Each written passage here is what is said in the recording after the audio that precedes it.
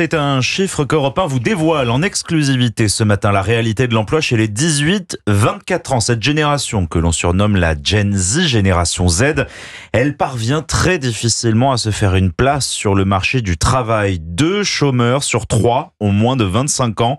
Selon l'étude du cabinet iCIMS, c'est en France que l'on compte le plus grand nombre de jeunes demandeurs d'emploi en Europe, Baptiste Morin.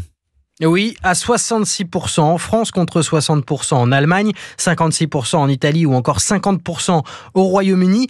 L'étude d'iCIMS nous apprend aussi que les Français sont les candidats les plus actifs en Europe, à l'image de Ricardo, 24 ans, diplômé en communication. Quand je dis que j'ai postulé 1000 fois, je ne rigole pas. J'ai postulé tellement de fois que en fait, j'ai réussi à trouver un travail.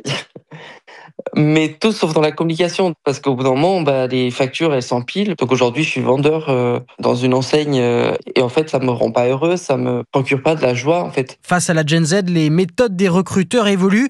Laetitia Casaretto est directrice du recrutement dans le groupe d'ingénierie Expléo. Ce qui va être important, c'est quand on rédige une offre d'emploi, c'est de concrètement lui dire qu'est-ce qu'il va faire. Et toute la fioriture autour d'une offre d'emploi comme ça pouvait exister par le passé n'est pas nécessaire. La notion de transparence et de véracité, elle est importante. Et la transparence vaut en particulier pour la question du salaire. Baptiste Morin du service économie d'Europe.